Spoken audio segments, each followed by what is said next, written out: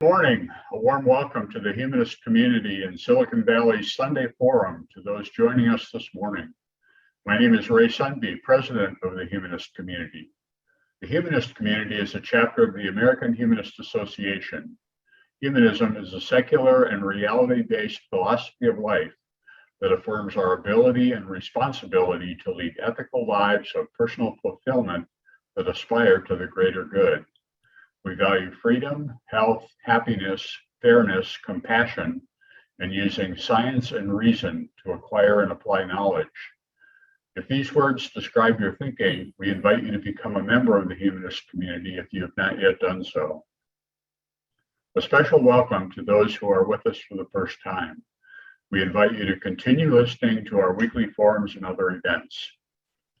Please aid us in continuing to present these forums by donating to the Humanist community. Membership forms, a list of upcoming events, information about donating to the Humanist community, and other information can be found on our website, www.humanists.org. It's a pleasure this morning to introduce Hank Pelissiere. He's going to be presenting us with an overview of the Humanist Global Charity, of which he is the founder and director. HGC is a secular promoting nonprofit centered in Northern California. Daniel Dennett and Steven Pinker are on the board of directors, and it receives about $120,000 in donations annually. Hank will discuss HGC's goals and accomplishments with colorful photos from around the world. I'm sure he'll say a bit more about that. Hank? Hi everybody. It's great to see you all. I see a lot of familiar faces. Matthew, have I talked to you before? You look familiar. And Judy, Werner. Anyway, so I'm going to start with a slideshow. Let's see if I can do this without a lot of technical difficulties. Let's see. Okay, here we go. Okay. Wait, it didn't work. Okay. We saw something. You saw something, but it's not what we want. How's that look? Better. Okay. Look, it looks blank. It looks Okay, blank. there you go. There you go. Is that it? That's it. Okay, we're good to go. Okay, projects by Humanist Global Charity. We started in 2013. We were originally called Brighter Brains Institute. We just changed our name a couple of years ago. Here we go. Here's some members of our board of directors: Steven Pinker, Daniel Dennett. That's Karen Zelevinsky on the lower left-hand side. She's the president of the board and a generous contributor. And she's a Unitarian, actually. And that's Phil Zuckerman. He is actually now my recent co-director. He is called executive director because he knows a lot of, he got like Steven Pinker and Daniel Dennett on the board. And I am the program director, which means I still have to do all the work. I'm also the treasurer. Okay, so we started off working in Africa, and we still work about 50% in Africa. And these are two kids from a village called Nyaka Yumbu. And this sort of explains what humanism, how we try to promote humanism and explain what humanism is, which is a very difficult concept for some people to understand, particularly people that haven't had a lot of education. This photo, I look like I'm a little too tall for it, or I'm just barely in there. This is how we really started in about 2014. We launched a campaign to start the world's first atheist orphanage in Kasisi, Uganda. And that's Bwambale Robert Musabaho next to me. And we had a very successful campaign via GoFundMe that was promoted on Vice Motherboard, and we raised about $30,000 rather quickly, and I got a big email list that I've been using ever since to promote our activities. And we use that $30,000 basically to build classrooms. We started 3 schools in Kasisi, Uganda, Bazoha Orphanage School, Kahandera School, and Kasisi Humanist Secondary School, of which Werner is a funder still. Okay, and these are kids at the orphanage there. They're wearing these kind of unique and colorful kikoi dresses. We had a project there where we paid a tailor to make the dresses, and then we got funders to buy the dresses to give to the orphans. That was very fun. And this is a picture of Kasisi. This is a picture from Bazoha Humanist Orphanage School. Happy children. And this is a tractor. From the very start, we've emphasized sustainability, meaning we try to fund projects that can make money to support what we're doing. So it isn't just a handout. This is a $7,000 tractor that Karen Zelevinsky purchased for them that is rented out to local farmers to gain income, to pay the teachers, to buy food and buy school supplies and everything else. Here is Werner, who is at the meeting today. His group funded this. Werner is the president, director, whatever, of Atheist Community of San Jose. This is a health clinic in the little village of Kenyenzi, and they are still supporting it. So this is kind of amusing. This is one of my favorite slides. This is in a little village. This is also in Nyaka Yumbu. Alcor Clinic, I don't know if anyone's heard of it. They're the people that freeze heads in Arizona so that you can live forever. I think they have Ted Williams' head. Anyway, so I contacted them and said, you're trying to get people to live forever, but the lifespan in Uganda is only 59 years. So maybe you could fund a clinic there. And they were very generous and funded a clinic there for a number of years. And for a while we were funding, I think, up to about 16 clinics. And now we don't fund clinics year round, except for the one that Werner and the Atheists in San Jose fund.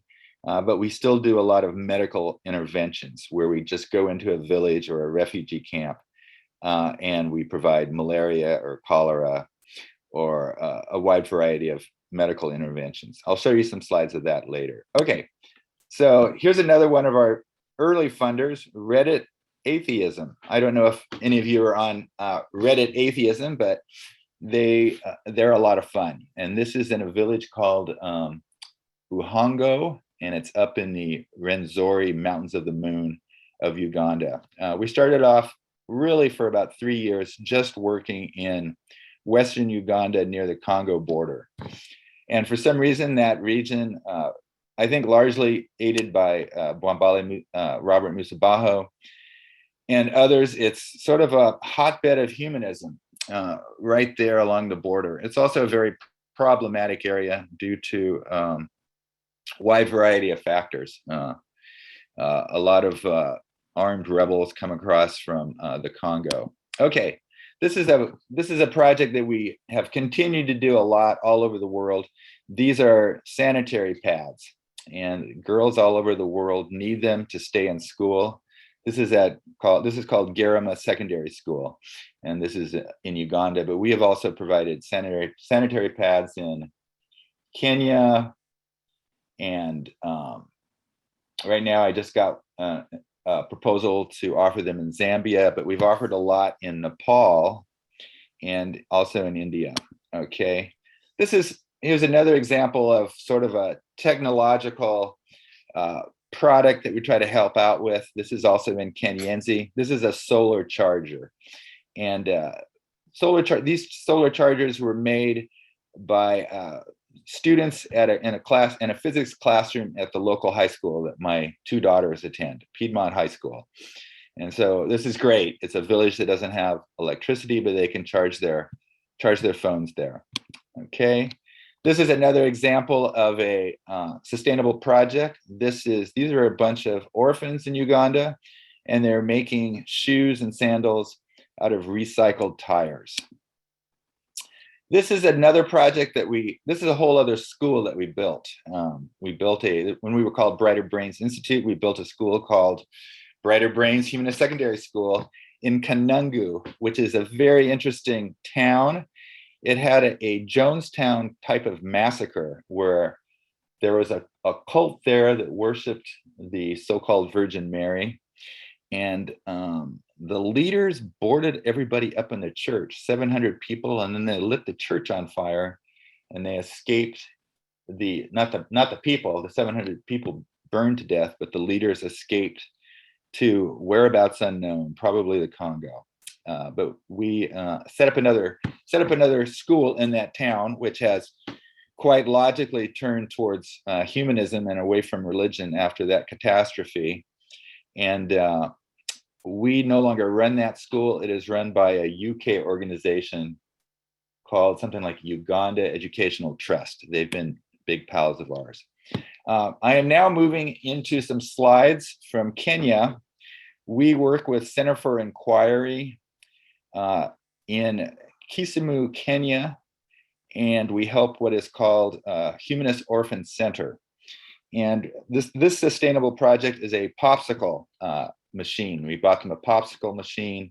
It's not just so the kids can eat these popsicles, it's really to make the popsicles and sell to the community and raise funds to support these children via education and raising funds for their school tuition and school supplies. And this is another Kenyan project. These kids obviously have albinism, and we bought them art supplies, and we also bought them a lot of sunscreen protection materials. And they have signs up thanking the individual donors. We pride ourselves on an extraordinary amount of transparency, which takes a lot of time.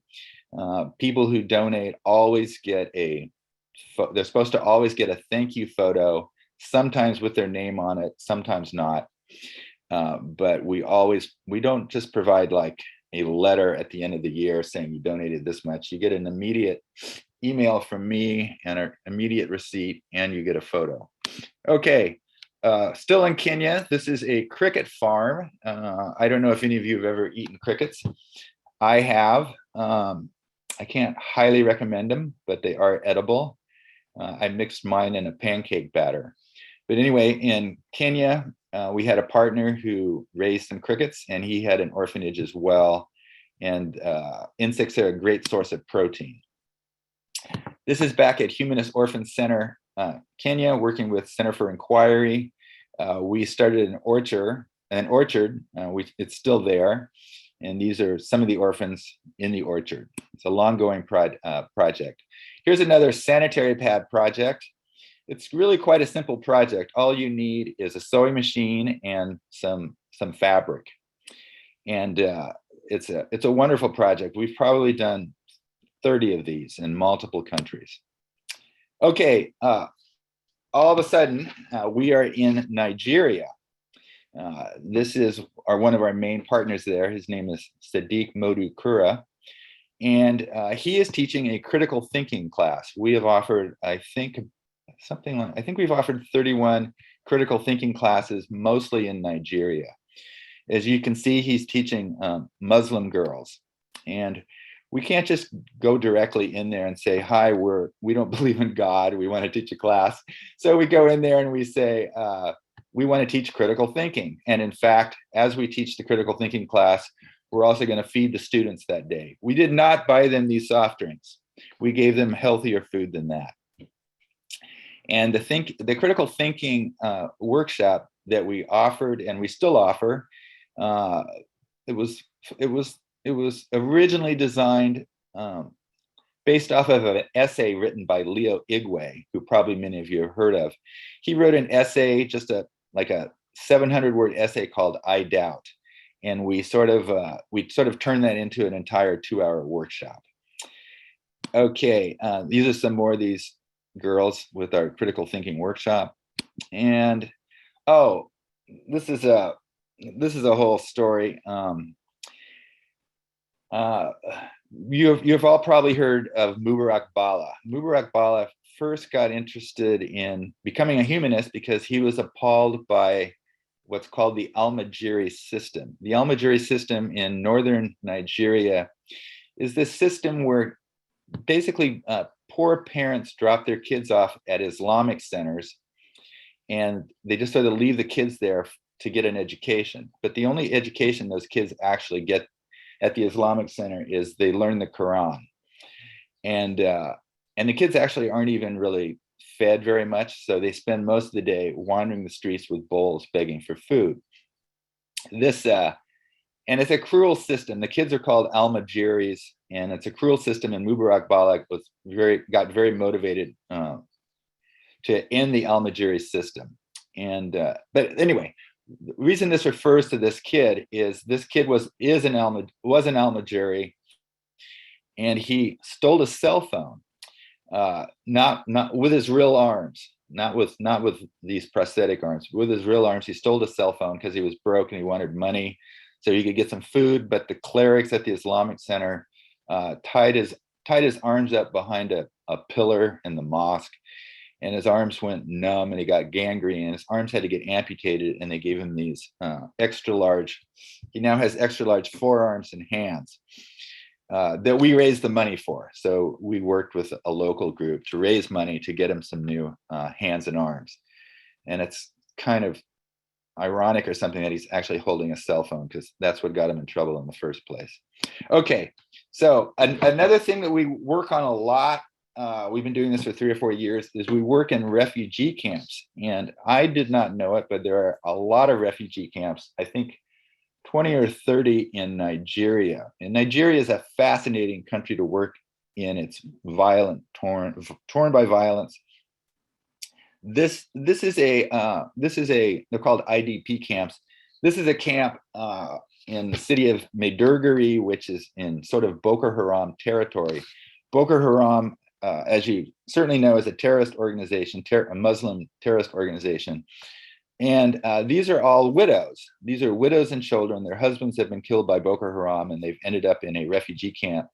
And we have offered a sustainability project. These are noodle making machines. They feed whatever balls of wheat in there, and they come out as noodles. And they started a business in the camp and the community to raise money for their needs. This is also in Maiduguri and Borno State, northern Nigeria. We started an internet cafe that employs refugees, and this is one of my favorite cute pictures. We also started an ice cream factory. I love it when our logo appears on our merchant on our products. These are widows, widowed by Boko Haram, and they're selling ice cream. I think. Let's see. This is another. This is actually it's a horrible looking picture, but this is a Nigerian refugee camp. This one is not in northern Nigeria. It's in sort of southeastern Nigeria. There's another thing going on, which are it's a Fulani. It's called the Fulani tribe, and they're pastoralists, meaning that they have herds of animals, and they don't get along with agriculturists. So there's sort of like a land war going on between the Muslim Fulani herds people and the local people, which are called they're the fourth largest group, but I can't remember their name right now. They're actually Christian farmers. They grow a lot of yams. Anyway, there's a battle, and these are all these are the survivors of the civil war that are in this refugee camp. So we're now working in 2 refugee camps. It's called Benue State. The capital city is Makurdi, and we have at least 2 partners there that help us. This is a project we just did there in that Benue State refugee camp. He is providing, this was a urinary tract infection intervention where he just went into the refugee camp and he gave, I think about 300 women urinary tract infection medication. Okay. This is a project. This is also in northern Nigeria. This is a project that we did with Mubarak Bala when he was not in jail. this is a tree planting. This is a tree planting project we did with the group is called HAN, Humanist Association of Nigeria. Northern Nigeria has what they call, it's like the borderline between the Sahara Desert and the savannah. It's called the Sahel region, and we're trying to like put some trees in there to halt the desertification of Africa. And these are all Almajiri. Mubarak Bala has befriended a lot of Almajiri, gave them jobs, and this is a short job that we gave them planting trees. This is a slide I'm not supposed to show very much because we set up a safe house for Mubarak Bala. He's on the far left.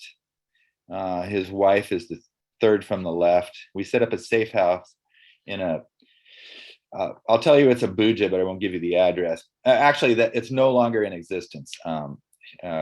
We've been working with Humanist International a little bit, and they have moved his wife to another place, to an apartment.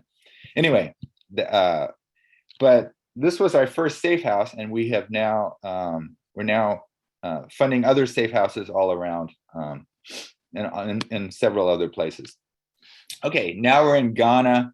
We worked with a group there called they're called witches. They're not, of course, witches. That's a superstition, but they're women, elderly women, who became widows, and then they were sort of dispossessed of their property by neighbors who declared them witches, and then they were sort of cast out. So northern New Ghana has a variety of witch camps where elderly women and their children and grandchildren are sort of sent after they're cast out of their villages. So we worked there for a while, and we offered a sustainability workshop. This is in soap making, which is actually a really popular sustainability project we do in a lot of different places. I think this is the only slide I'm going to show from Democratic Republic of the Congo. This was a real interesting project. It is a mental health project. There's a lot of people with post-traumatic stress, PTSD, in the Congo because so many people have been killed by a variety of civil wars going on there.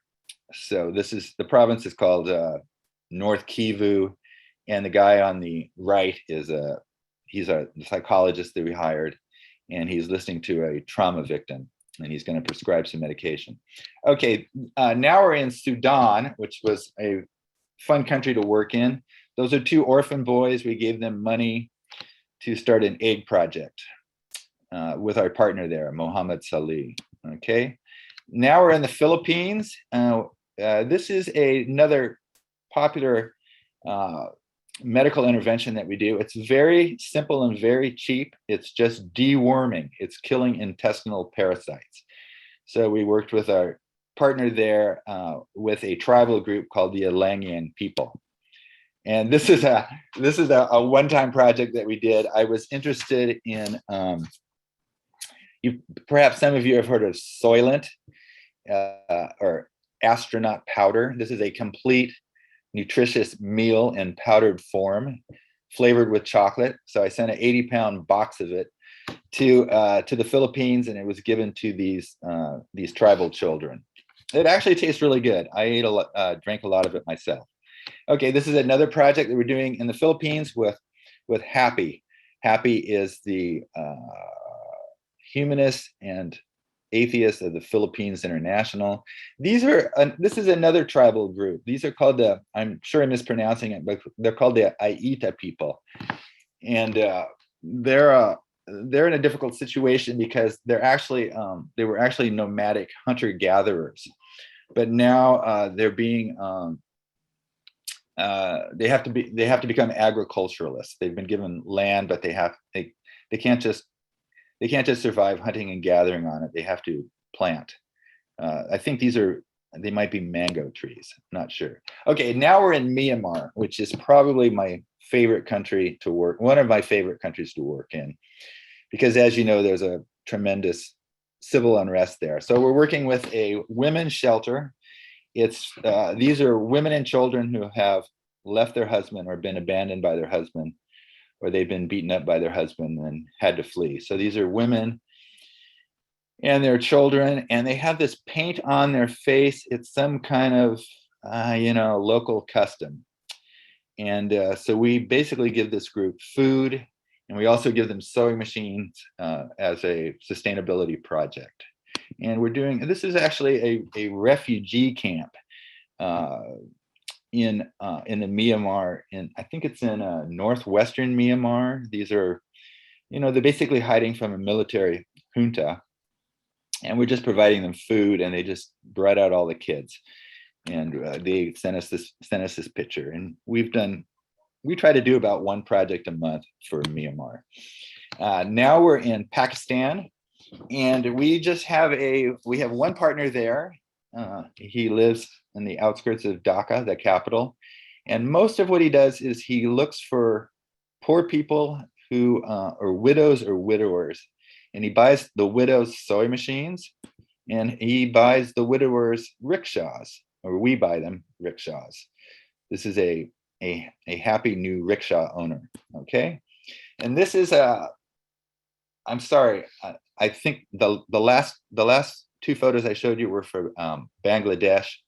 This one is from Pakistan. We have a partner in Pakistan, and this was a widow and her 3 children, and we gave her money to start an ice cream business.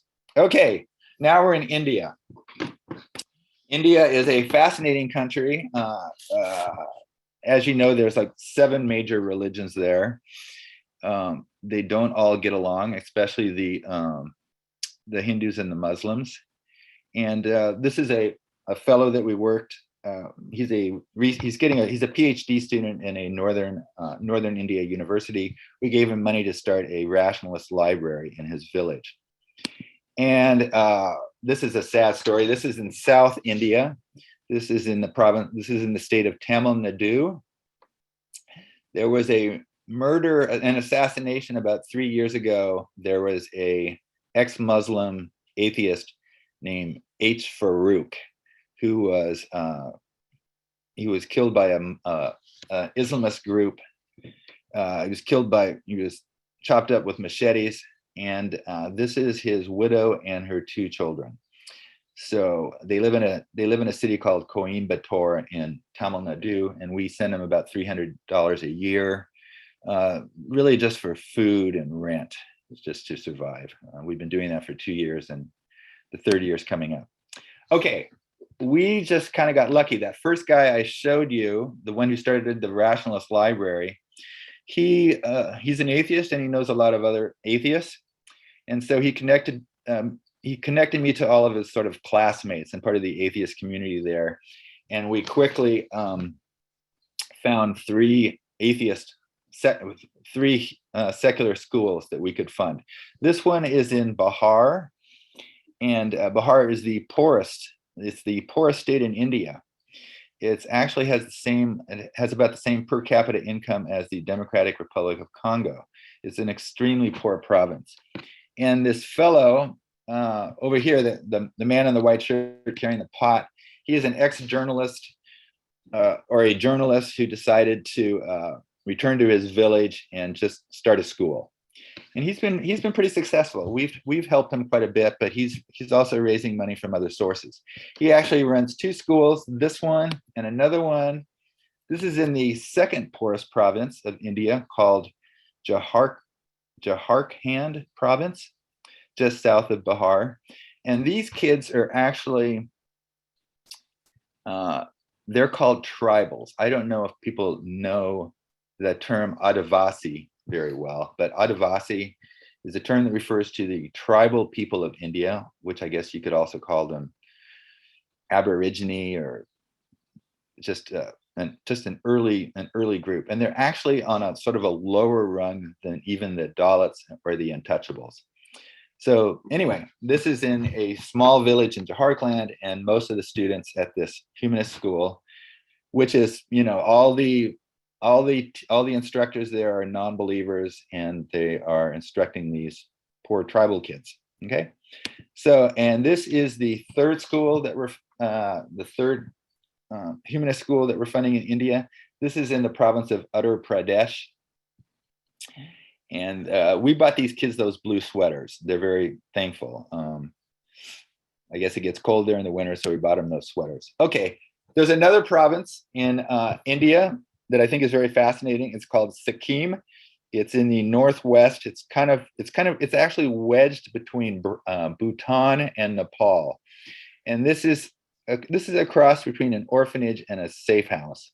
It's an all-girls place. These girls were either abused or abandoned, or they're orphans. Most of them were abused or abandoned. And so we sent them food and chocolate and school supplies. And we're going to have an ongoing relationship with them. And here's another photo, same place. Okay.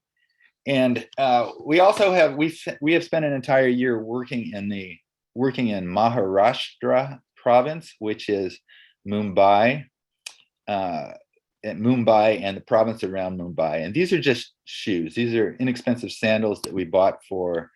These are Adivasi women, tribal women, and these are Adivasi kids, tribal kids.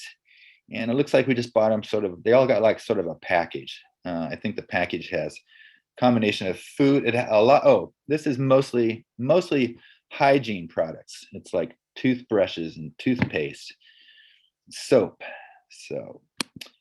And this is back to the Uttar Pradesh school, which actually has the unfortunate name of, it's the Shit school. Not a great name. But this is their theater troupe. They have a theater troupe, and all they do, most of the kids at the school are Dalits, untouchable. So they do plays for the community, anti-caste system plays. Okay, which is a wonderful thing for us to support. And this is, I think, one of our final slides from India. This is a whole other group. They're called the Kalish ethnic group. They're another untouchable group. They're actually the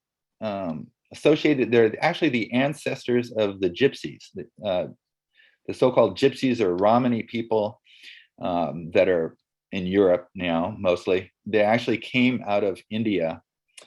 And of course, one of these kids has albinism, this kid right here, but the other kids are in this. I mean, they're all from this one group. They're camel herders and dancers. Snake charming is one of their income sources.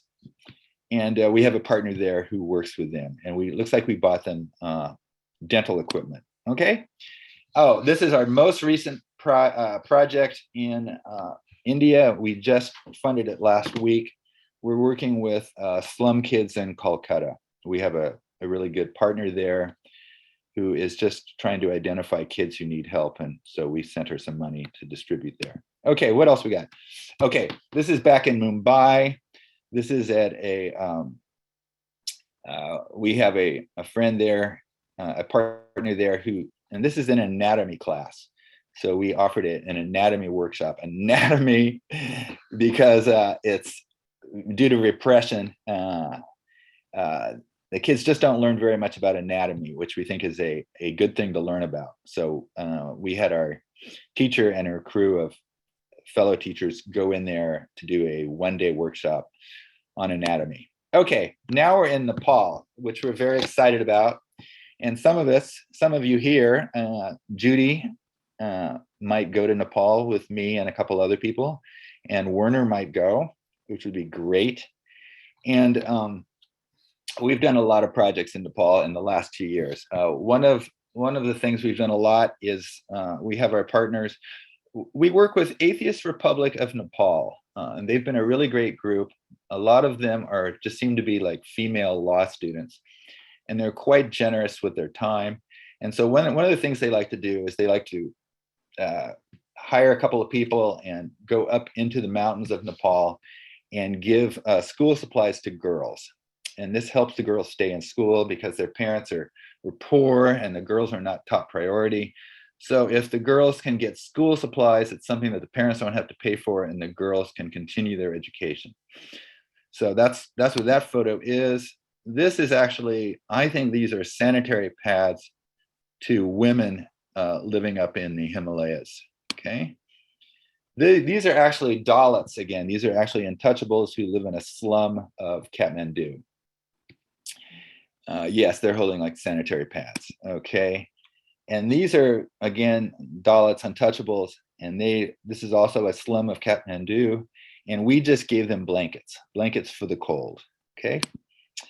And this is, there's a lot of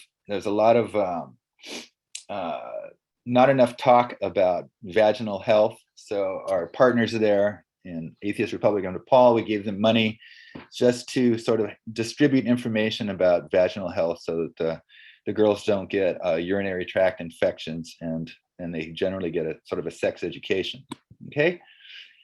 This is one of our latest projects. This is actually an orphanage. We have 14 kids there that we're taking care of. I think we raised exactly $1,300 for them. And there's only 14 kids, so $1,300 means a lot. We bought them food, cooking supplies, and school supplies. So that's going to be an ongoing project for us. And we just connected to 2 more orphanages in Nepal. And this is one of our final ones. This is the only Europe project that we did. We worked with Romani people, Gypsy people in Kosovo. We bought them goats, and I think we also bought them geese. And I think that might be it. That is it. Okay.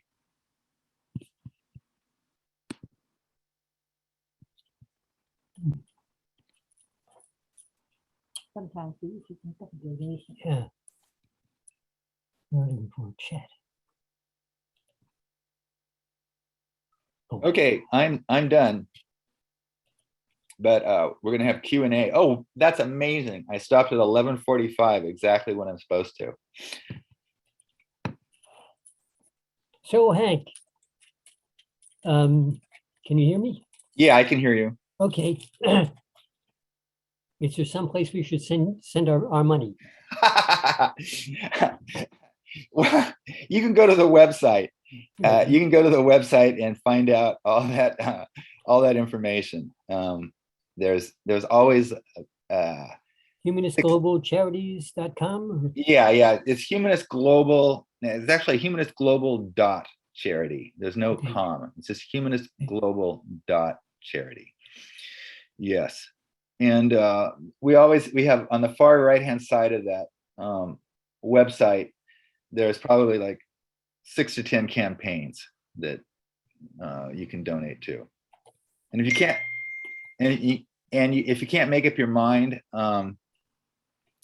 there's one that just says most urgent need, and that's great.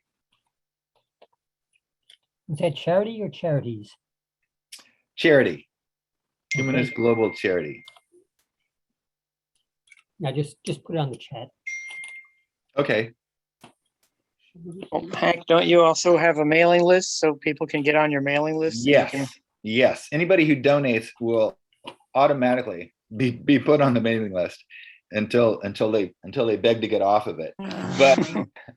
But yes, you could also just anybody could also just the email address is directors@humanistglobal.charity.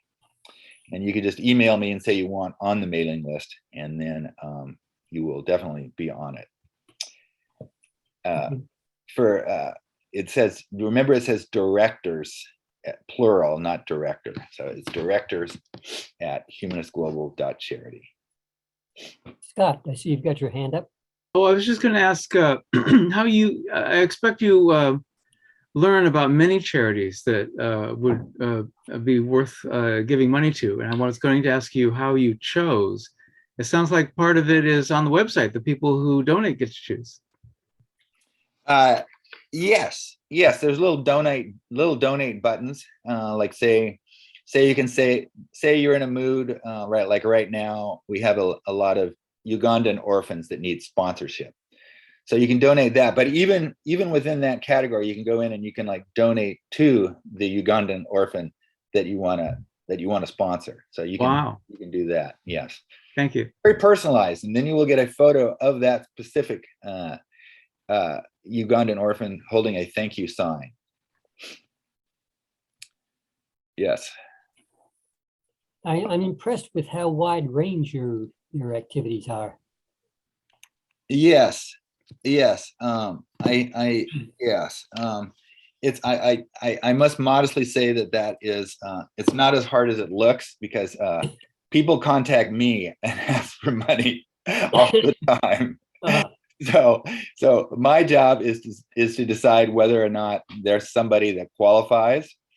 And like say just today, I got a proposal from Zambia, and I looked at it, and I have a partner in South Africa, an advisor, and so I sent her the proposal, and we talked about it, and we decided that no, we're not gonna fund that. But I get I don't know, maybe I get 3 inquiries a day, so it's not hard for me to find people to fund.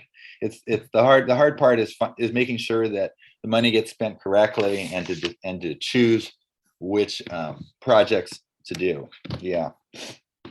It sounds like they're relatively simple projects. They're not things that require a lot of special expertise or anything. Well, we found out the hard way that it is better to only fund small amounts originally. So actually, the maximum that we fund somebody is like $300. That's our we offer grants for $100 to $300. Now, it's true that if we really like somebody, we will fund them $300 a month for maybe multiple months. But we don't believe in just sending somebody we like $10,000, because I think that's risky. But we still like say setting up the if we really trust somebody and we've worked with them for a long time, say setting up the World Peace Internet Cafe was like $1,500. Yeah. Okay. Dana, Jerry, I see you've got your hand up. And you're Yeah. How did you get started doing this anyway? Back in 2012, I worked for a think tank as a managing director, and but it's a think tank, so you just sort of publish essays by smart people, and other smart people read them. And I wanted it to be more of a think and do tank, so we launched a cell phone drive. We decided that we were going to get people to donate a lot of cell phones, and then we would send them to Madagascar. And I tried really hard to get a bunch of cell phones, and I think I got like 50, and I was really disappointed. I didn't get that many, and 40 of them came from just one guy in Utah. And so I decided to start my own think tank that was more of a think and do tank. And anyway, and it quickly turned into a sort of a more doing than thinking. Well, both, but it turned into a charity organization. It started off as like think and do tank, and then a charity organization. I know hope that answered your question, but. You talked to us many years ago when we were at Cali High School, I remember, but it didn't seem that you had so many projects going then. But now you seem to have many, many more. Yes. Well, we started off working exclusively with the Kasisi Humanist schools, and then we branched out from there to work in other places in Uganda, and then we branched out from there to work in other places in Africa, and now we try to work everywhere. I'm trying to find something in South America. We've worked a little bit in South America. We've also worked in Appalachia. Now that's a hard place to work. Try finding any humanists there. That was one of the hardest places. So I mean, some charities just do like one thing, like say the UK group I know, they only work with like humanist schools in Uganda. But I just think with our particular donor base, that they actually like working in multiple places, and it's hard to resist something like helping people in Myanmar. That's like a really good cause. So we work, on a very small level in a lot of different countries. Yeah. Matt, Thank you. Matthew, I also know that that if you decide that you're just going to work in one place, and I know this from talking to other nonprofit people, that if you just work in one place and you make a big commitment to just work in one place, you possibly can be taken advantage of. Corruption might hit you. Like if people think that you're always going to fund them and you're never going to not fund them, and so yeah, we end a lot of partnerships because we're skeptical, and I can always say, I mean, right now we have 22 projects going on, and so I can make it very clear that I need absolute trust in all my partners, because I have 20 other options. So that's another reason that we work in multiple places. Do many of these people go on to become independent then after the project? Oh, that's a really good question. Sometimes that's a really good question. Yeah, like, why do people want to be our partners? Because they do like a lot of work for us, and they don't get paid. But I write a lot of letters of recommendation, like for them to go to college, or them to go to law school, or I'm working with this medic now in the Nigeria refugee camp. And he wants to work with me for a while, and then he's going to try to move on to getting bigger grants, doing bigger things, working with like a large government organization. So I'm lucky that we can get a lot of people. But then there's also just like say in Uganda now, we're working this tiny rural village, and it's just some guy who realized that there's no school in his village, and he's a humanist, and he wants us to help him. So there's a variety. I hope that answered your question. There's a lot of different people that work with us for different reasons. I have found in India, let's see, sometimes you find just sort of upper middle class people that are just really kind and good and want to help poor people, and so I work with them. Yeah. Matthew. Yeah. Matt? Hello. Yeah. Yeah. Can you hear me now? So, hi, Hank. You should remember me from a couple of years ago. I gave a bunch of money to the. I do. Yeah, from my you. foundation. Yeah. Unfortunately, I'm having to dissolve my foundation and figure out it's not working like I need it. So I'll have to figure out other ways to get money to you. You're a good good one to donate to. Yeah, that's great. Yeah. Yeah. Uh-huh. Also, I've posted some links in the chat on Zoom for people that goes directly to your website, so people can see that. And then finally, I guess the only actual question I have is, I moved out of the Bay Area. I'm in Florida now, and there are multiple reasons for that. One of them just, I'm closer to my family now. But since everything's going on Zoom, I can still join and stuff. But I did get in touch with the local humanist group. I don't know all the details on that, but are you interested in doing these kind of talks with other groups as well? Should I pass you? Yeah. Oh, yeah.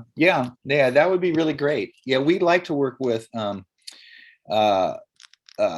humanist groups. I think the only one we work with a lot right now is Werner's in San Jose, but any group that wants, and then they can pick a project if they want. If they want to do something in just one place, I can put them in touch with people there, and we can get them like a lot of photos with a lot of signs that say, "Thank you, Florida Humanist Group," et cetera, et cetera, et cetera. So yeah, that would be great. You can have a very personal relationship with a humanist group in another country if you'd like. Okay, cool. Yeah, I'll let them know. I'm in Gainesville, Florida, so it's the Gainesville Humanist Group, which apparently has merged with the Gainesville Sunday Assembly group. So it's kind of the same thing. So if you, I'll have them get in touch with you. So, but if you see Sunday Assembly, it's the same group. Oh yeah. I remember I did a Sunday assembly in Mountain View once. Yeah. Cool. Yeah. Ray, Hi, Hank. My question is, Oh. how often do you travel to the various countries that you are providing aid to? Yeah, that's a good question. I've been to Uganda 3 times, and I just came back from Mexico, where we did sort of a small project, and planning to go to Nepal. But we do have a travel fund. We set up a travel fund, and so we have inspectors, because a lot of times I get proposals and I just don't know. I don't know. What's kind of amusing is I sent the Nepalis to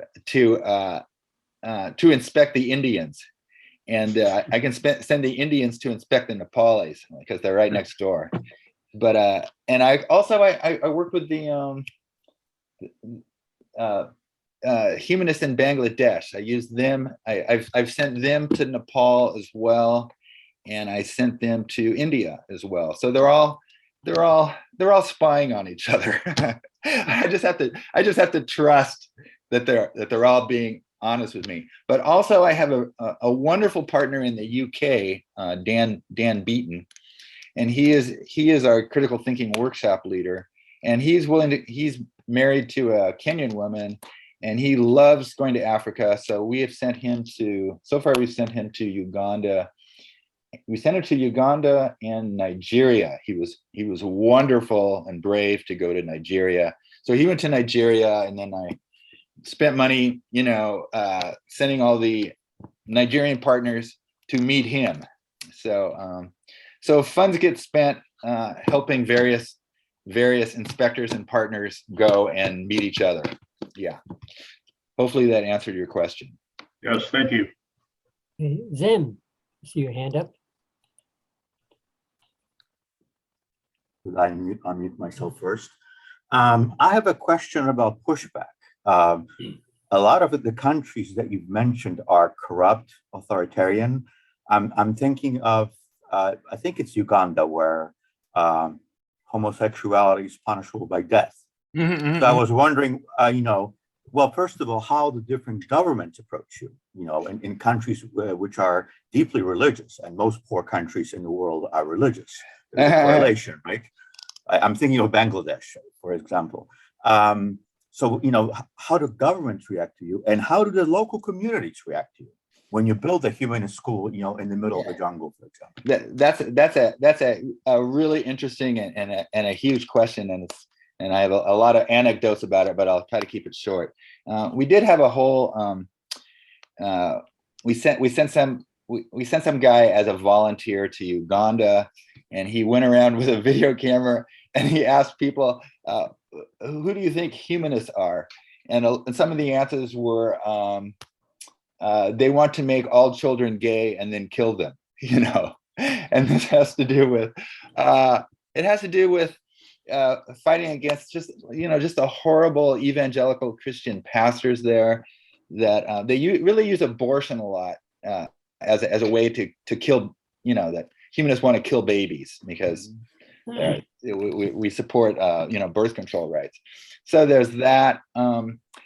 We had a whole lesbian and gay fund last year. We had $6,000 donated by a lesbian in Utah. Oh, hold on! I gotta plug my computer in.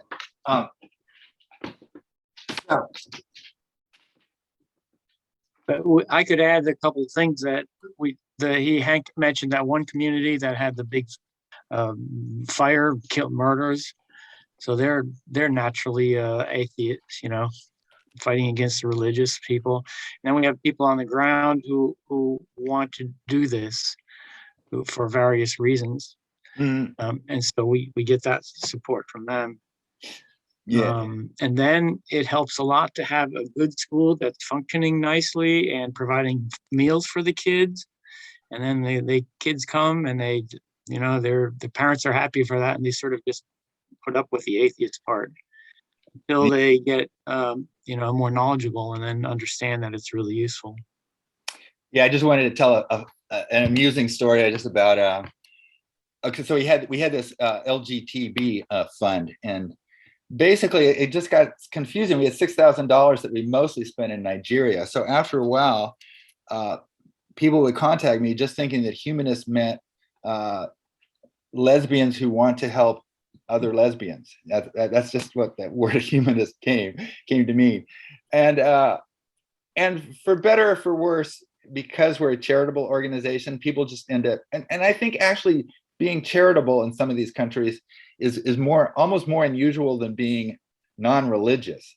So they think of, well, humanists are people that give money to other people. So there's no real harm in that. In some countries, there's no problem at all. Like say in India, there's always been atheists and rationalists there. Same in Nepal. That's okay. In Africa, it can be. In India, it's a little bit interesting because in some parts, there's a whole thing going on with the Hindu. I forget what it's called. The movement to turn India into a Hindu country. So there's a little bit of displeasure with some Hindus because they basically think that if you're not a Hindu, if you're a humanist, you're basically helping Muslims. So there's a little bit of displeasure with that. In Myanmar, I think it's just like, who are these people? Yeah. Perhaps part of it is just that we're still too small to be, create a big uproar. I wanted to say one other thing that's been really important in Uganda and a little bit in Nigeria and Ghana, which is just our main religious opponent is actually witchcraft. And when we were doing the critical thinking workshops, a lot of the discussion wasn't about Islam is false or Christianity is false. None of it. It was actually about stuff like say we worked in the Cameroons, and there's like a belief there that you have to throw albino people occasionally into Mount Cameroon or the volcano will explode. Just stuff like that. Or in that village called Nyakayumbu, there's a lake, and there's just this belief that albinos are because monsters come out of the lake and impregnate women. So there's and actually the witchcraft is like really, really horrible stuff, especially like with albinos and stuff like that. Okay, so there's a lot. I recommend, if you want, I'll send you that book on critical thinking. This is my daughter's bothering me if you hear this. Okay, Rayan, I see you've had your hand up for a while. Hi, Hank. Wonderful presentation, and thank you for all your hard work. It's really uplifting to see humanists having projects, and very tough to reach regions, to be honest. And I can understand like how it can be really difficult trusting people and establishing these projects and seeing them through. I think the pictures are good evidence of that. Some of your projects that you've mentioned, you had strategies of creating self-sufficiency within the communities. Do you have any,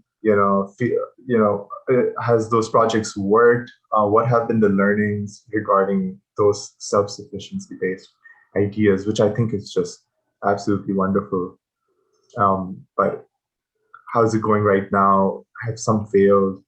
Have some succeeded overwhelmingly more than others? Like I can think of the internet cafe. I can think that cafe should have survived anything. But yeah, your thoughts on that? Yeah. Thanks for mentioning the internet cafe, because I was kind of like blanking, going, oh my gosh, I don't know. But you're right. The internet cafe is working, and the ice cream thing is working. And I would say they're working because I just have a really, really great partner there. He's just a great. He's 24 years old. He has a master's in environmental science, and he's just really great.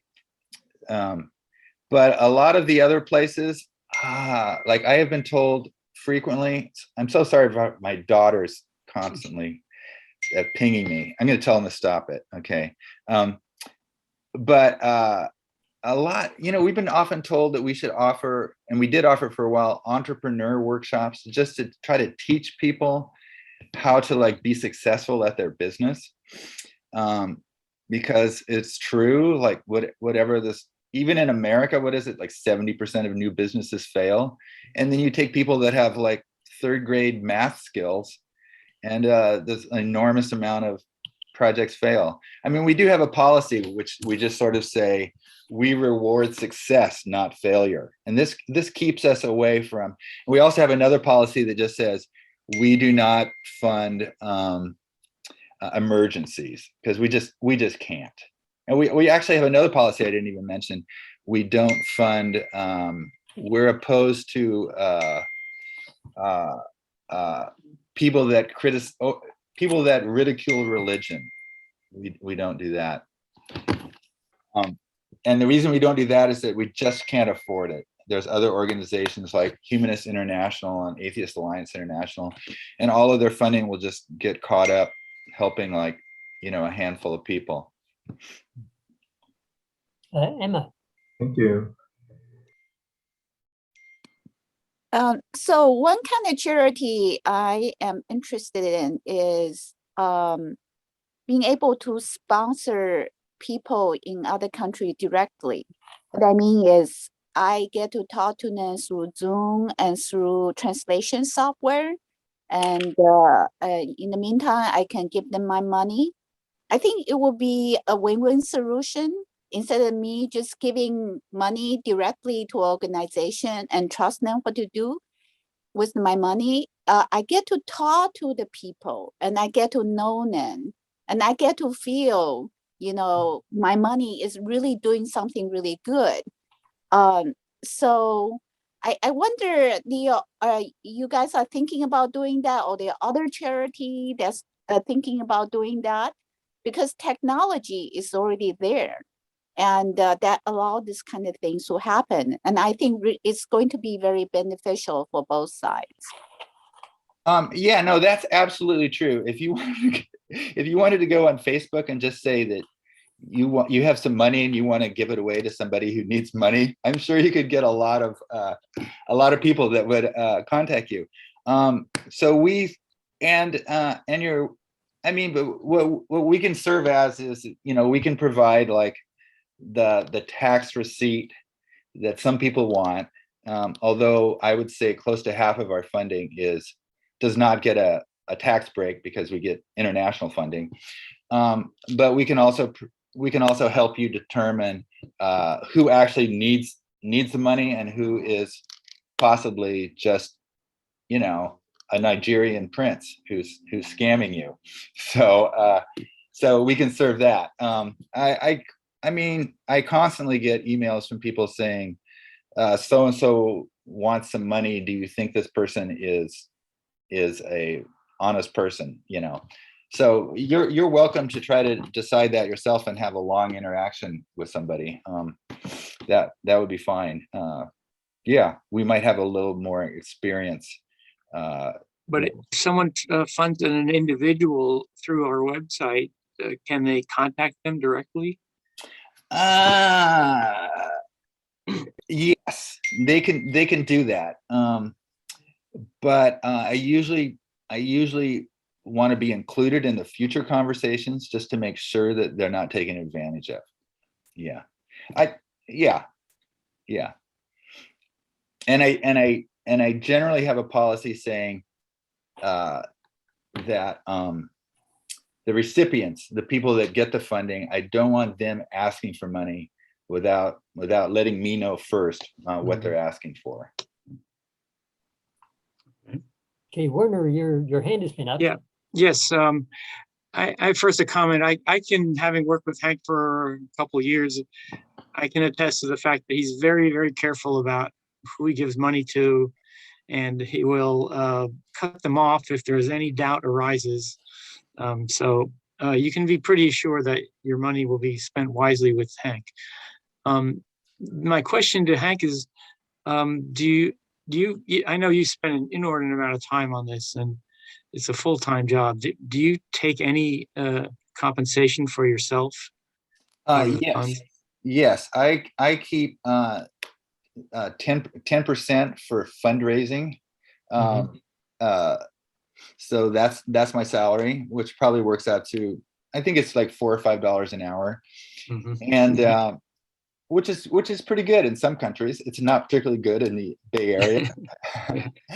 And and we also have a travel fund. So I think we're at something like 82 to 85% of our funds raised go for actual services. And the other 15 goes for salary and for basically salary, travel, websites, tax preparation, things like that.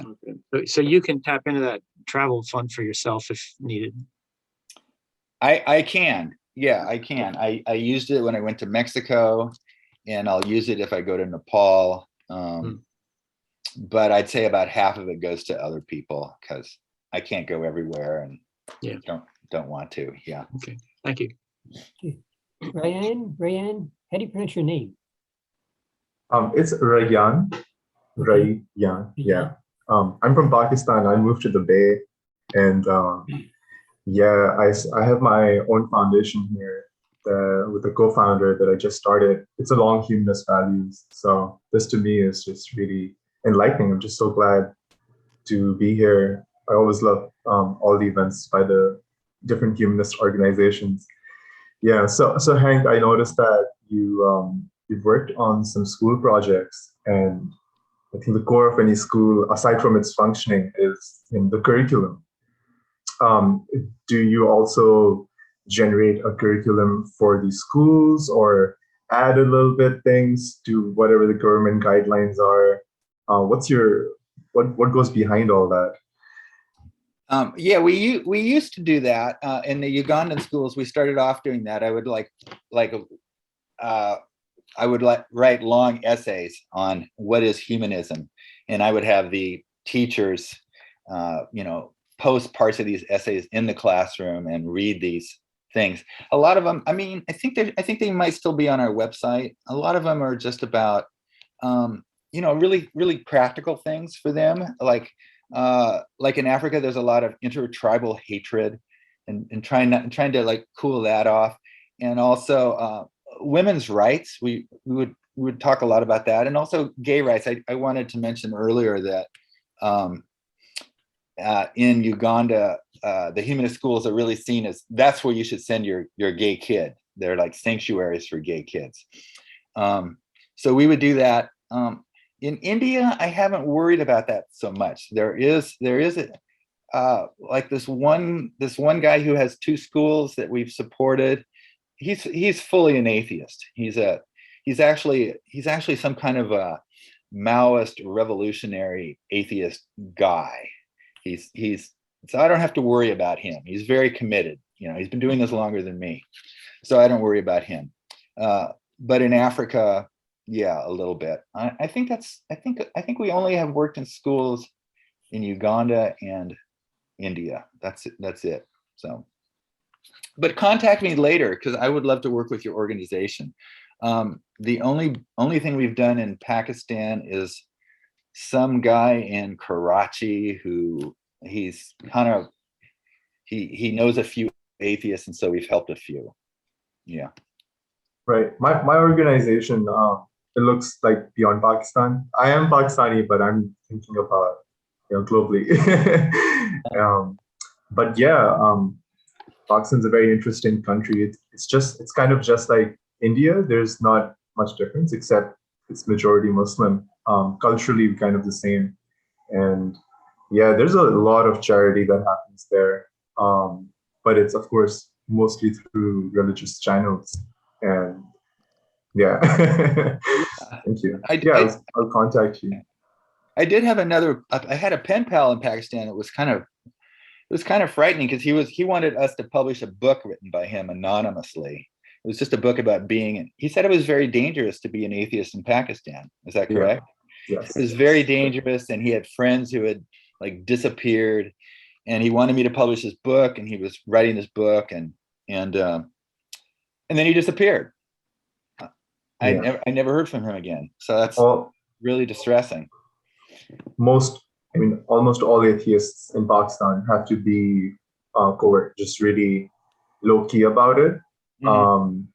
They would be culturally Muslim, but in terms of beliefs, they would have different beliefs. And yeah, it can be dangerous because the government has blasphemy laws, so it empowers like vigilante justice in the country, just because the state supports blasphemy law. And there's a lot of, I would say, there's a lot of people who openly are kind of atheists, but they would never admit to it.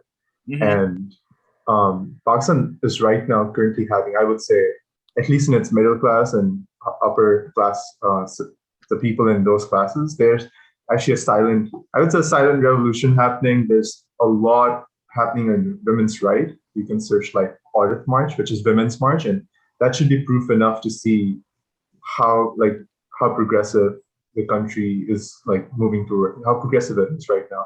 So there's a lot of good things coming from the young people. Like more than 50% of the population is like under 35. So this is like a young population, and they're sick and tired of fundamentalism and extremism and all that. They want to change things. But yeah. I would like to work more in Pakistan. I just haven't really, found a good partner there. In Bangladesh, we have a partner, but he prefers to be, semi-closeted. And even in Nigeria, some of our partners, they want to be closeted. They think it's too dangerous. Yeah. All right. We can talk later. I don't want to take too much time. I think people have really good questions here. I would love to hear your questions as well. Okay, Zem. Yeah. Thank you so much for your presentation. Looking at your slides, I became overwhelmed with a sense of tragedy, because it seems it's probably, true that what you are doing, as noble as it is basically a drop in the bucket, right? You find some area and you build a school, but 99.999% of the country remains, backward as it always was. So my question to you is about the government itself. It seems like a lot of the places where you do your work are what Donald Trump would call shithole countries, right? And and most people would call them failed states, right? And so, you probably have a fairly intimate knowledge by now of the different places where you've worked. And what do you think? What kind of political and economic reforms do you think these countries should undertake to make this problem less acute than it is? Because it's horrible, and it seems to continue decade after decade after decade. It seems that there's no improvement, right? So what do you think should happen at the top, politically and economically? Well, I mean, that's a really giant question. I'm just gonna give you two little things. I totally agree with you that it's frustrating being just a drop in the bucket. It's frustrating. I mean, I'm happy that I'm contributing just the drop. But I know that there has to be thousands more drops to really make a difference. And one thing that I've sort of fantasized about doing, and I might actually do it, is I'm looking at Caribbean islands that are small in population. Like the island of Dominica has 70,000 people, and the island of Grenada has like 100,000. I'm like, well, maybe we should just work there and actually maybe we can actually change something in a small area. So that is something that I think about, because Nigeria has like 195 million people, and it's a mess. And what can I do? It's frustrating. In terms of actual economic and political change, I mean, that's a really huge book. I just put out a whole ebook of my ideas that I can't advertise on the site because it'll cause too much controversy. But I have my own ideas. I'm a big believer in economic equity and I'm a secularist, and I believe in promoting secularism, but I'm also very interested in alleviating poverty. And everybody I work with, all of my partners, I mean, they're interested in it too. They're helping me partly because they want to promote secularism, but they're also interested in just helping these poor people that they see all the time in their countries, wherever it is, Nigeria or Nepal or India. So I have a whole, contact me and I'll send you my ebook of ideas. I mean, it's a lot of things have to happen so that poverty is alleviated. And that democracy is improved. But, the levels of corruption in some of these places, I mean, there's actually like a lot of billionaires in right. And the per capita income is not really that bad. It's not that horrible. But the reality is that Nigeria, say, I think they have more people now in extreme poverty than India. They have a huge amount of people in extreme poverty. And then, of course, there's things like class issues, like in India with, Dalits and Adivasi and some things that are interesting is that it's kind of the same wherever you go. Like there's not that much difference between the Adivasi in India being deprived of their land than there is of Native American problems and land issues. They really are quite similar all over the world. Same in Bolivia, some things, places like this. But we don't actually talk about politics too much at Humanist Global Charity because we're just trying to raise money from everybody. And I've raised money from Republicans. I don't return it, some people have really conservative ideas different than mine. I'm totally happy their donation is just as good as anybody else's. So we don't, and I know other groups like American Humanists and stuff, they get out there and they talk about, canceling Richard Dawkins and this kind of stuff. But we stay away from that because I don't see, we're just for, promoting secularism, promoting scientific thought and promoting alleviating poverty. And so we try to stay away from, American politics and those kind of things. Right. But I will send you my ebook. You can read it. Yeah. Can you post your email in the chat or I don't know. You can send it to directors at, you can send your request to directors at Humanist Global Charity. But I have been told. Okay, I will do that. Yeah, but I have been told by my board, my particular political points of view are not gonna help raise money. So, because I was thinking when you mentioned, teaching people entrepreneurship. Yeah. I mean, it's a waste of time if you have no property rights, if you don't have the rule of law that enforces those property rights. I mean, how do you, how does that even work, right? In the wilderness. So that. And, I'm a big believer in land reform. I think land reform would be a great thing. And it's interesting that India has done a lot of land reform, but, and I think it's been really beneficial. And I think India is a really interesting country to study. But we don't go there. The only political thing that I am interested in doing right now, and I just contacted we have a lawyer on the board about it, is I'm interested in the United States possibly moving towards taxing churches. I would like to do that. The number I looked up was $83 billion is lost every year because churches aren't taxed.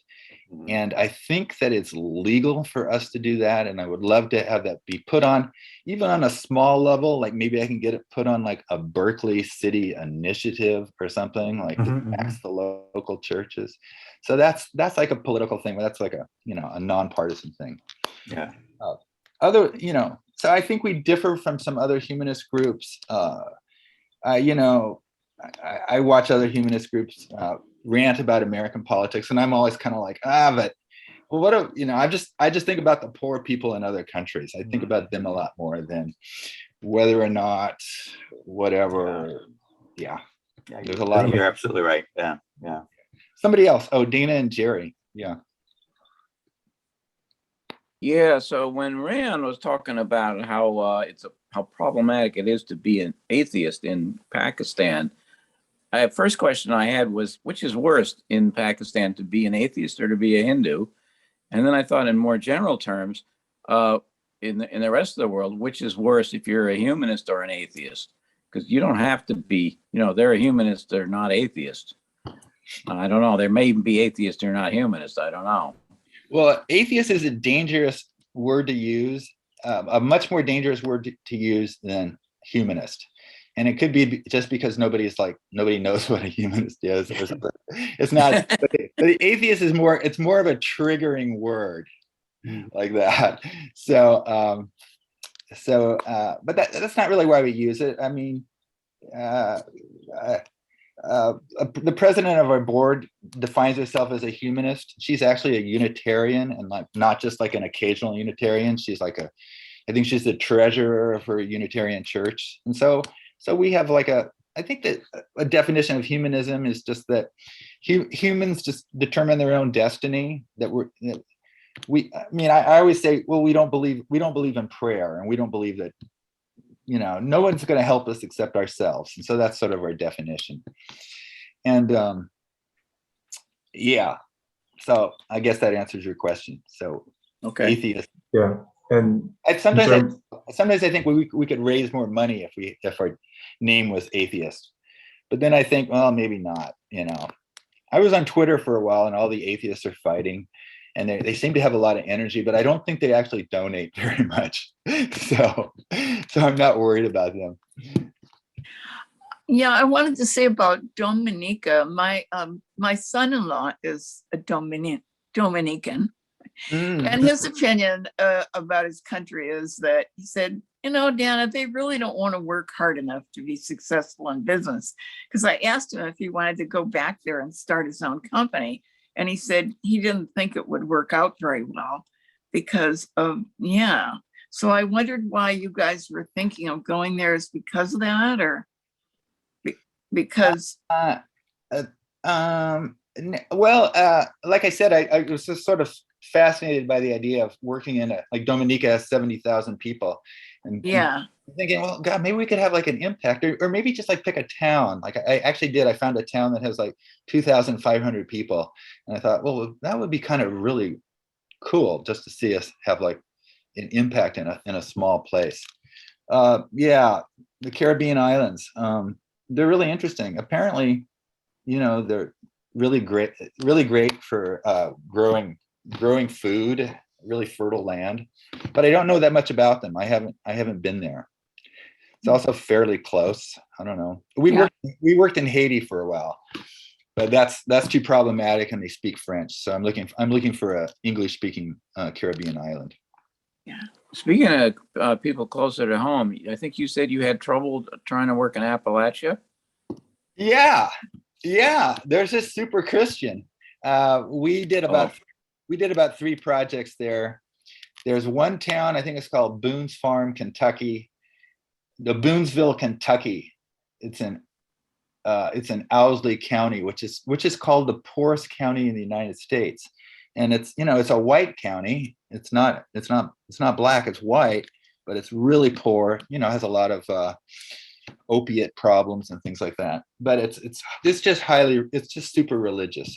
We sent some books, some science books, to the public library, and we bought a garden plot in the community garden, and we made it available to the public. And I sent some food, sent some sweaters, stuff like that. But every time I got anybody on the phone,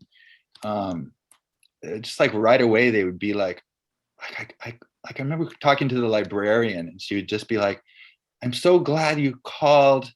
I was praying this morning that an angel would help me, and you're that angel. I'm just like, oh no, just really super Christian people there. But why is it a problem that they're super Christian?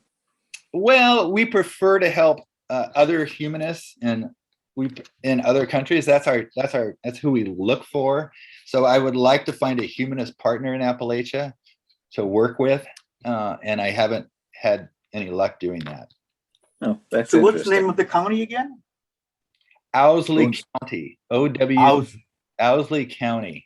Owsley County. Okay, thank you. It's Appalachia. It's Eastern Kentucky is a very poor region.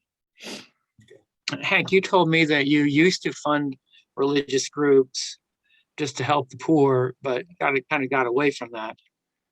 So when we started, we were called Brighter Brains Institute, and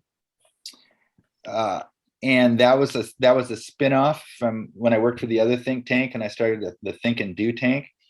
And I noticed when I did that one cell phone drive that I talked about earlier, that a lot of the people that donated the cell phones were Christians. And the whole reason I started, this is sort of sad, but this is how it happened. The whole reason I started doing charity was I was putting on conferences. I used to work for it was a futurist think tank. So I started doing futurist conferences, and I did a futurist conference called Religion in the Future. And I invited like 10 or 11 religious people, Mormons, Muslims, even like some weird, like a Raelian, and all these people. And I invited a couple of atheists. And I got up and I made a speech, and I said, I'm an atheist, but the one thing I believe in is charity. I believe, and I quoted something out of the Bible on charity. And at the time, I was still funding a Philippine group, because previously I'd been the director of two preschools in San Francisco, and we had adopted like sister schools in the Philippines. And so anyway, I got up and I made a speech, and I got off the stage, and I got like $1,000 from these religious people that came up and gave me money and said, we want you to take this money and send it to your Philippine thing. And I was pretty overwhelmed. But the atheist who spoke said, I'm not going to give you any money, but I'm a reporter, and if you want to start the world's first atheist orphanage, I'm a journalist and I work for Motherboard Vice, and I can raise you a lot of money. And so I did that, and we raised the world's first atheist orphanage. And then all the religious people said, we're done funding you. And so that's how it happened. So I started off mostly interested in alleviating poverty, and my funding base is atheists like me. And that's the way it is. So, I mean, according to Alex's question more about the recipient rather than the donors, weren't you funding religious recipients? He's asking the question, what does it matter? Oh, no, we don't fund religious groups. We really don't. Didn't you in the beginning, though? No. Okay. No, I would. No, we just don't do that. No. Yeah. I had a question about your critical thinking class, and I think it was Pakistan. I don't remember, but they look Muslim. Mostly it's been in Nigeria, also Uganda, and Cameroon, and Philippines. Okay, I was wondering if there's a general feeling that critical thinking is a good thing, but I wonder if they, when they find out that you're specifically you're secular and not religious, do you get any negative feedback from that, other than in West Virginia? That's not really where the critical thinking workshops go. We're not trying to do that in a way. Usually I'll send you a book if you want. Usually we just try to get them to think of like, we try to get them to think about like one thing. I'll give you an example. In the Philippines, there's a belief that that if you leave your hut in the morning and you see a certain bird, you should not work that day because something bad will happen. So this, imagine there's a whole flock of these things around. It's just like, you know what I mean? It just cuts into your economic production. So we just try to get them to think about something like that, and then to think about it critically. Like, has anyone ever disobeyed that and done it? And did anything ever happen? And so we just try to like cut into some superstition a little bit. And usually, like overwhelmingly, like 80 or 90% of the time, like say even in Nigeria, which is northern Nigeria, which is Muslim, there's still a belief in like, oh, that some people turn into hyenas at night, or that that there's witches, and this kind of thing. We try to get them to think about these things in a way and examine the evidence of, does this thing really happen or does it not really happen? And so the critical workshop for us is successful if we can get like the group to just decide that maybe they're going to um, change their daily life in a certain way by abandoning a certain superstition. Here's a good example. In Ghana, we have a report that fishermen don't fish on, like, I think it's like Tuesday or Thursday or both days, because there's whatever, sea serpents out in the water. I know this stuff sounds totally incredible in 2022, but it's real. There's enormous amounts of weird superstitions out there that actually keep people from functioning intelligently in the real world.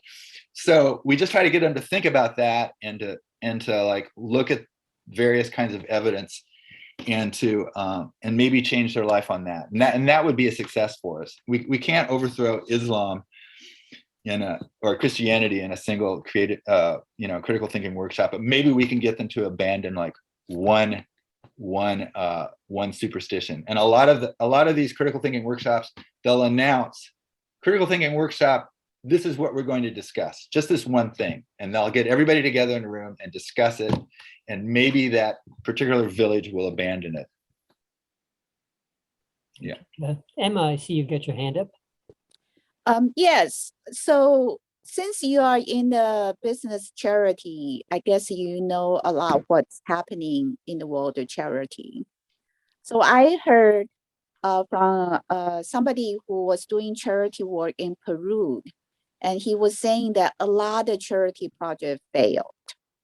And one of the reasons these projects fail is because they come in with their own ideas, but they don't know that their ideas don't work with the local culture. The example he gave me is that the Peruvians did not have good health or don't have good health. So they, this particular charity want to build a hospital for the Peruvians.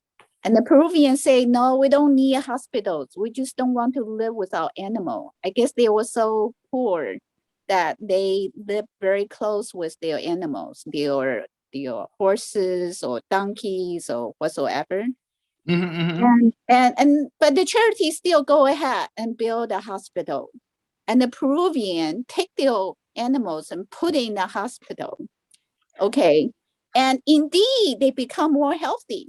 But that was the most expensive stable in the world because it's built as a hospital. So I don't know, you have similar observation about people come in with good intentions, but not the wise ideas. And yeah, so I would like to. Yeah, I mean, before we do any project, we have to have like a lot of dialogue, and I have to do a lot of educating myself to know, like, you know, what do they actually want? And so there's always like, I have to find like the middle ground between what they actually want and what I can actually raise money for. So yeah. You know, if I have really good partners, I listen to what they want to do. Like some things work, like say that noodle factory in the Nigeria refugee camp, that worked good. I don't try to go in with a lot of aggressive ideas about what I want. Although right now we are saying that our priority is refugees, safe houses, schools, and orphanages.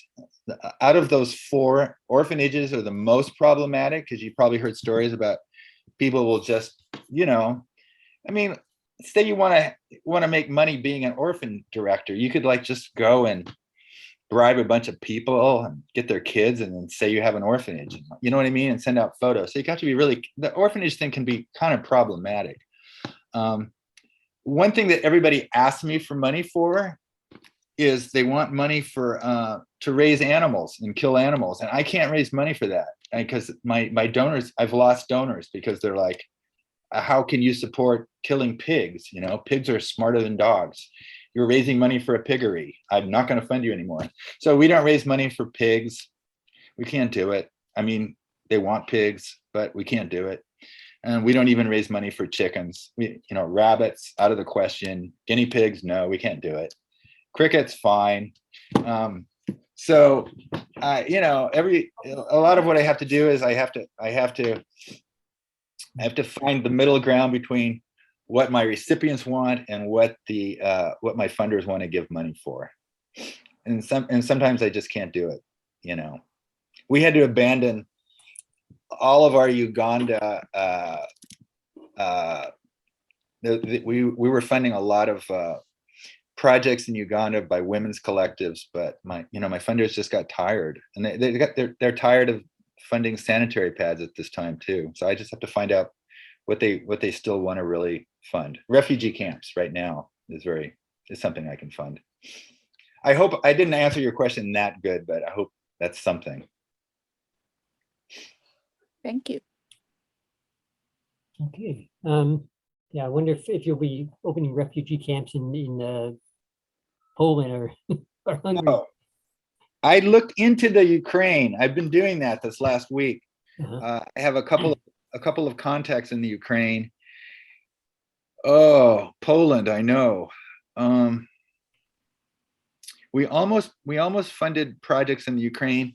Unfortunately, Ukraine is not super poor, so I haven't mentioned this yet, but there's a book. Peter Singer is kind of like a mentor for us. He wrote some books called, I think he wrote one called The Life You Save, and he talks a lot about, you know, what you can do with like $1 or what you can do with like $10. So we go on the premise that all lives are equal, and so I can tell you what the poorest countries in the world are, and those are the ones that we try to work in a lot.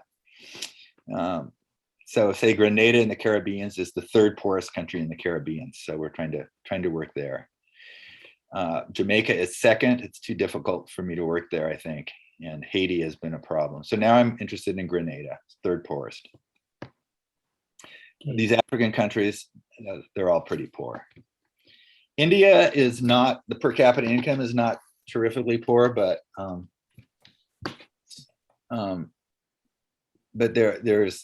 it's pretty amazing. Like say in Bihar and some places in some of those states.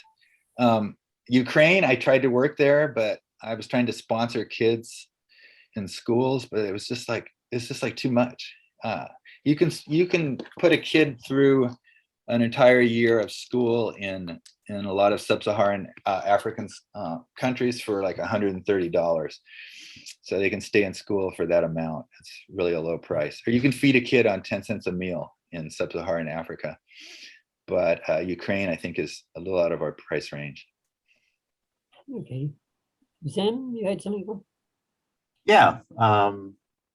You were describing all these astounding superstitions. Yes. You know, some religious, some not, all over the world. I was wondering, do you at least see progress in these being abandoned? I think of, for instance, the internet cafe that you described.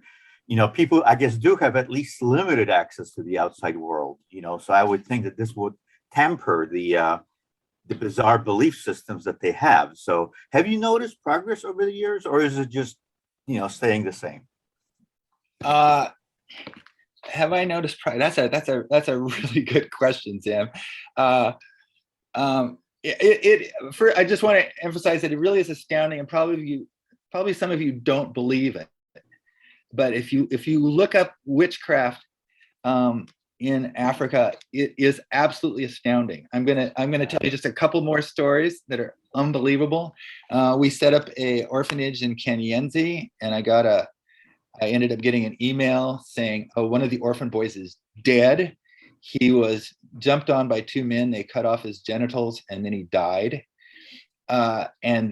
And they took his genitals to a witch doctor in Kampala, which is the largest city of Uganda. Theoretically, a place where there's some belief in science, but there was a belief in Uganda in the time, and I think it's still there, that you had to put the blood of a child into the concrete foundation of a building, or the building would fall down. So just unbelievable stuff. And you've probably all heard that, like, albino body parts add up to like $1,200. So, I mean, it's really hard to keep an albino alive when their dead body parts are worth $1,200 in a country where that's like twice the annual income. So it's absolutely frightening. I think that a lot of humanists and atheists, when they regard this like worldwide battle for secularism, they overlook just the danger of witchcraft. But progress. And in regards to the internet, I'm in agreement with you. And in fact, one thing I would like to do, and I'm planning on writing an essay sometime in the future, that there should be a global internet, that anybody can get Wi-Fi for free. I would love that. I think that would be the best possible thing for the world in terms of educating everybody and providing free information. It would just be amazing. It would be, everybody would have whatever Khan Academy, and it would help everybody. And it seems like it could be done. Like Elon Musk could do it, right? He did it for Ukraine. He got everybody online. But in regards to Leo Igwe's I doubt, it had 6 points in the I doubt, and the sixth point was, don't believe everything you read on the internet. Mm-hmm.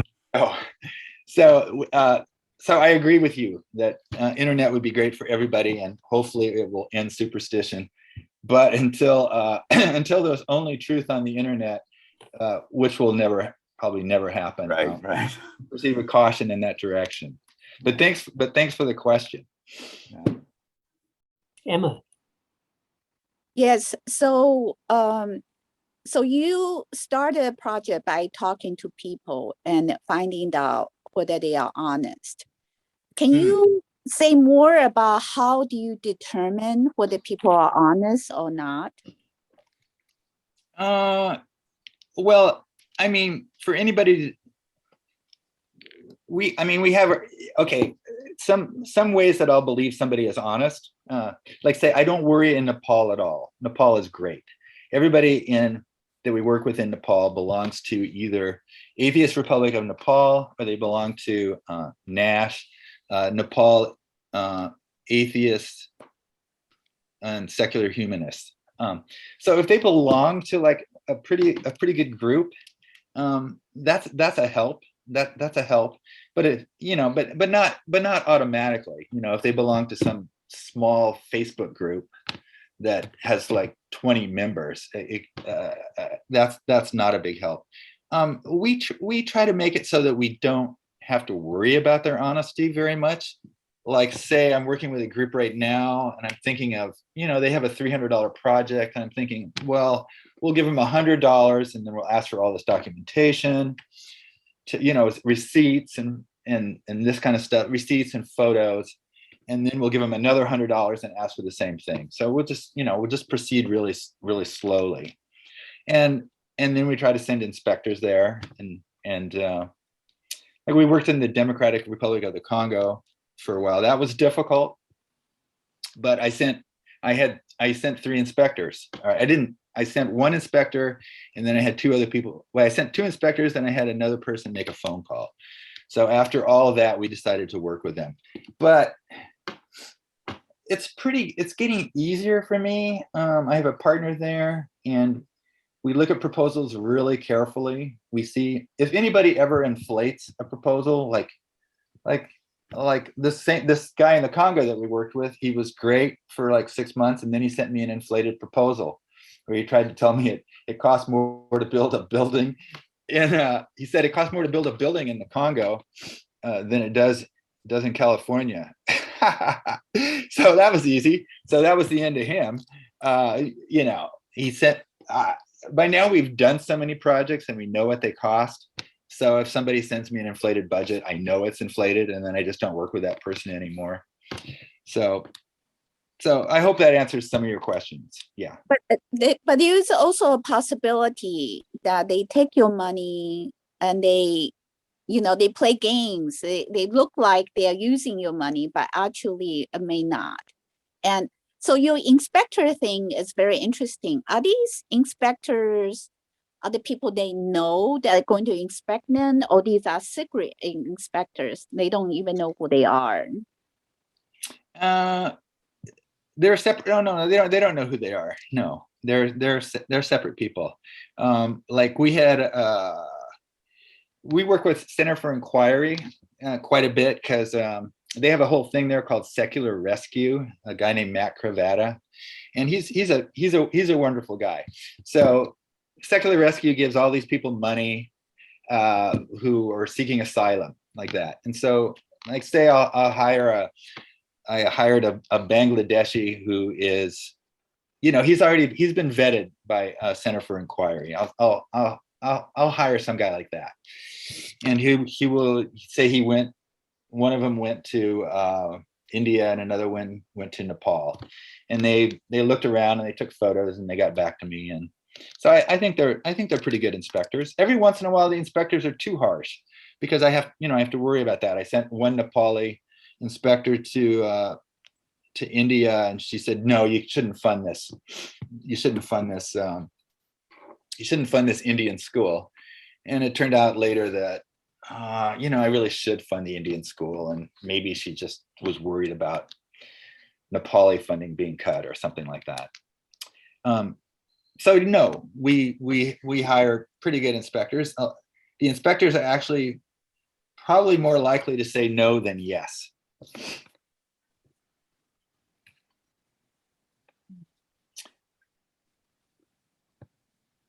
But it's a good question. Any question having to deal with honesty of the people that we work with is good. But then, like I said earlier, these people want to get, the inspectors or the people that I work with, they want to get do they really want to steal $100 from us, or do they want to get a really good letter of recommendation from me with a record of what they've done for us and have an honest life with a career ahead of them? So, hopefully everybody I work with chooses the latter. Yeah. Okay. Well, thanks. Thanks. It's been really, really interesting. I was wondering about your essays. Are they available online, or? What, essays? You talked about essays you've written on government and. Yeah. I have a whole website that's called Share the World Club. This is it started off as we offer internships at Humanist Global Charity, which is great. The interns are great. So we've had internships in India development, Africa development, and then we had one on wealth redistribution. It was just my idea. And so that worked out great. And then I was kind of told by some members of the board, wealth distribution is not a popular idea with everybody. So that kind of branched off into its own website. And there's a lot of essays there with different ideas on, global wealth equity. But I don't want to offend anybody. I don't want to hurt any donations. I was just wondering where I could go to risk being offended. Go to sharetheworld.club. Okay. Yeah.